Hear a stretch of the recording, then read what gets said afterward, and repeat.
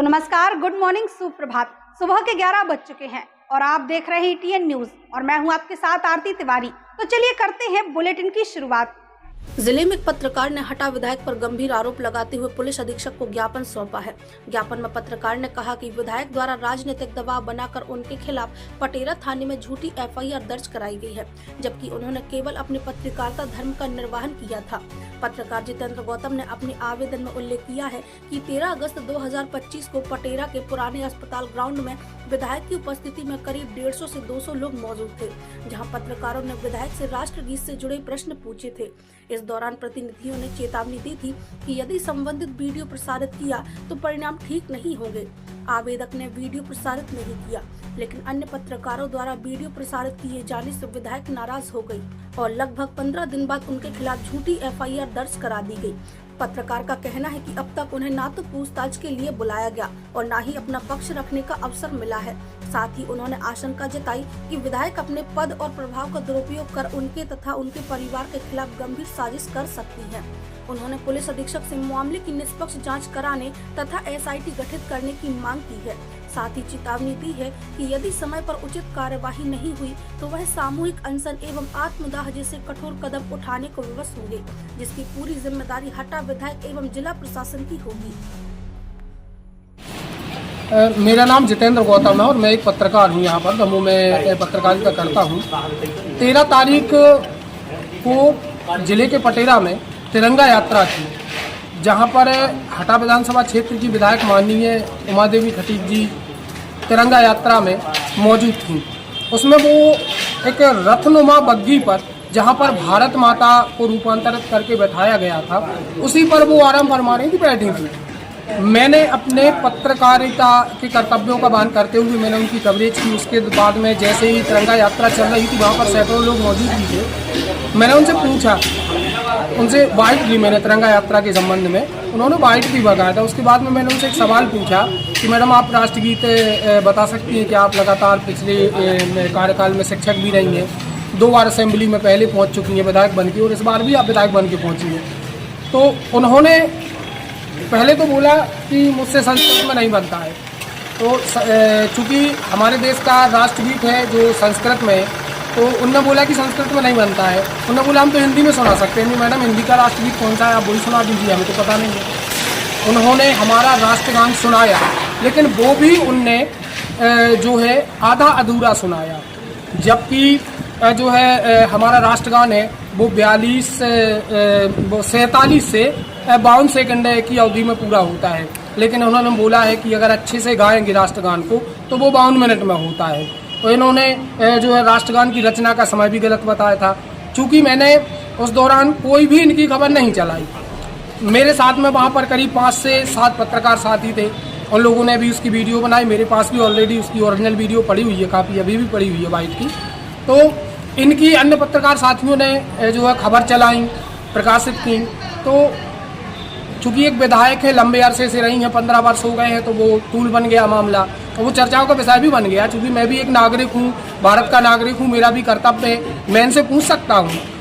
लेकिन इनने आधा अधूरा सुनाया। तो जैसे ही मीडिया में खबरें प्रकाशित हुई तो इन्हें लगा कि इनकी छवि धूमिल हुई है। तो इन्होंने क्या किया कि 27 तारीख को, 13 तारीख की घटना थी और 27 तारीख को इन्होंने एक अपने लेटर पैड पर, जो इनके विधायक प्रतिनिधि हैं, कथित विधायक प्रतिनिधि है, कई तरीके के भ्रष्टाचार में लिप्त भी हैं वो।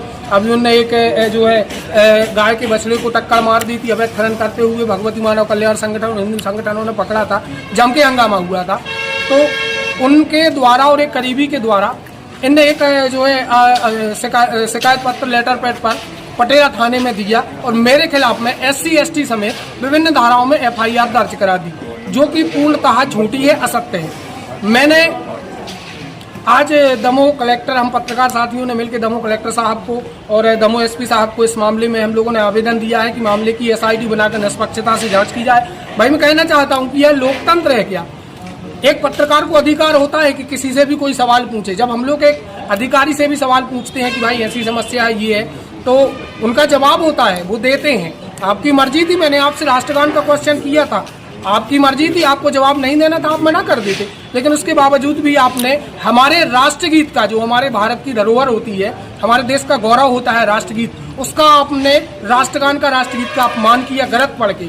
फिर भी मैंने, इनके दो साथियों ने मुझे उसी दौरान धमकी दी, एक भरत पटेल ने और एक इनका विक्रम वर्मा ने। उसने मुझे वहीं पे धमकी दी, रोका कि आप ये खबर नहीं चलाना वरना आपके लिए ठीक नहीं होगा। हालांकि उस दौरान विधायक महोदय चली गई थी।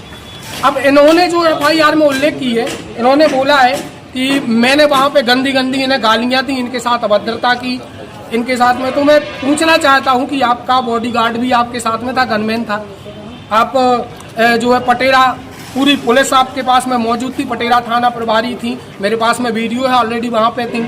और जो है वहाँ तहसीलदार महोदय भी थे, अन्य प्रशासनिक अमला था, नगर परिषद का भी अमला था। उन सबके बीच अगर मैंने आपको गाली गलौज की, आपसे अभद्रता की, तो उस दौरान आपने कार्रवाई क्यों नहीं कराई? भाई एक विधायक बड़ा पद होता है, तो एक विधायक को मैं अगर गाली दूंगा तो क्या इनके गनमैन, इनकी जो है मौके पर पुलिस प्रशासन अमला मौजूद है, वो मुझे छोड़ देता क्या? उसी दौरान मुझे अरेस्ट कर लेते, मुझ पर कार्रवाई कर सकते थे। लेकिन यह पूरा षड्यंत्र के तहत मैंने इसको लेकर करीब 6 दिन पहले हमारे भारत के राष्ट्रीय मानवाधिकार महोदय अध्यक्ष को भी मैंने एक जो है पत्र लिखा था, प्रदेश के मुखिया मुख्यमंत्री जी को भी मैंने पत्र लिखा था, प्रदेश के DGP महोदय को भी पत्र लिखा था, IG महोदय को भी पत्र लिखा था। और मैंने स्पष्ट रूप से उसमें षड्यंत्र बताया था। मुझे जानकारी मिली थी कि ये लोग मेरे खिलाफ में षड्यंत्र रच रहे हैं, फर्जी FIR बना रहे हैं, और मेरे परिवार को इनके द्वारा खतरा है। इनके कई बातें सामने आई, इन लोगों ने धमकी दी। एक दिन रात में 12:30 बजे इन्हें फोन लगा के धमकी दी। और किसके फोन से? बिज्जू साहू के फोन से इनके छोटे लड़का प्रिंसदीप खटीक ने फोन लगाया और मुझे धमकी दी। मेरी वाइफ ने फोन उठाया, जिसकी ऑलरेडी मेरे पास रिकॉर्डिंग मौजूद है। वही बिज्जू साहू जो बलवा एक्ट में कल हटा पुलिस के द्वारा उस पर कार्रवाई की गई, हिंदू मुस्लिम दंगा भड़काने के एवज में। तो मैं कहना चाहता हूं कि भाई हम लोग लोकतंत्र का हिस्सा नहीं है क्या? हम लोग पत्रकार नहीं है क्या? हम लोगों का अधिकार है, हम लोग किसी से भी सवाल पूछते हैं। अगर हमने आपसे सवाल पूछा है तो इसमें हमने गुनाह क्या कर दिया? आपने बोला कि मैंने तोड़ मड़ोड़ के आपका बयान पेश किया, आप मुझे साबित कर दें कि मैंने कब आपका तोड़ मड़ोड़ के बयान पेश किया। मेरे पास ओरिजिनल वीडियो क्लिप पड़ी है जब मैंने इनसे पूछा पूरा, लेकिन इन्होंने फर्जी FIR दर्ज करके जो है हम पत्रकारों के अधिकारों का हनन करने का प्रयास किया है। मैं प्रदेश के मुख्यमंत्री और अन्य सभी पत्रकार साथियों से निवेदन करता हूं कि इस तरीके की अगर तानाशाही रही तो फिर हमें लगता है कि हम लोग निष्पक्ष पत्रकारिता नहीं कर पाएंगे। हमने आज ज्ञापन दिया है, आवेदन दिया है माननीय कलेक्टर महोदय को, जिले के SP महोदय को, कि अगर मामले में 3 दिन के अंदर SIT गठित करके निष्पक्ष कार्रवाई नहीं की जाती है तो चौथे दिन में यहीं कलेक्टर कार्यालय में स्वतः आत्मदाह करूंगा या फिर अनिश्चितकालीन अनशन पर बैठूंगा, जिसकी जिम्मेदारी दमोह कलेक्टर, दमोह SP और खुद हटा विधायक और प्रदेश के अन्य प्रशासनिक अधिकारियों की होगी। दमोह से इस वक्त की बड़ी खबर सामने आ रही है, जहां त्योहारों की चहल पहल के बीच चोर भी पूरी तरह से सक्रिय हो गए हैं। कोतवाली थाना क्षेत्र से बाइक चोरी की वारदात सामने आई है। पीड़ित राकेश दुबे बुधवानी हॉस्पिटल में मरीज को दिखवाने के लिए पहुंचे थे। इसी दौरान हॉस्पिटल कैंपस से उनकी बाइक 2 अज्ञात चोरों ने लाख तोड़कर चुरा ली। सबसे चौंकाने वाली बात यह है कि यह पूरा घटनाक्रम हॉस्पिटल के CCTV कैमरों में कैद हो गया। फुटेज में साफ देखा जा सकता है कि 2 युवक बड़ी सफाई से बाइक लेकर फरार हो जाते हैं। दमोह शहर में लगातार सामने आ रही बाइक चोरी की घटनाओं ने पुलिस प्रशासन की कार्यप्रणाली पर सवाल खड़े कर दिए हैं। आखिर कब पकड़े जाएंगे ये चोर, कब रोकेगी ये बाइक चोरी की वारदातें? अब देखना यह होगा कि पुलिस इस गिरोह को कब तक बेनकाब कर पाती है।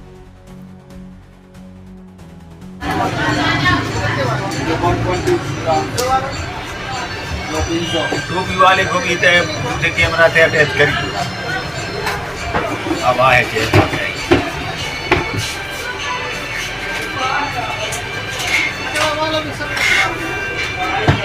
टोपी वालों साथ में है, के कैमरा में पकड़ लेने चाहिए।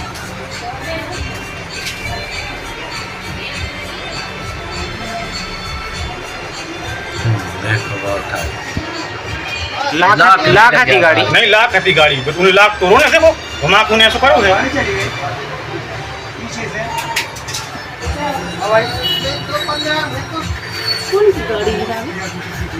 चाबी में लगी कैच डायरेक्ट हो गई चाबी। उनके पास सब रहे चाबी लागी वो तो सब व्यवस्था देखो वो बैठ गया, वो बैठ गया देखो वो बैठ गया, दो राय दे।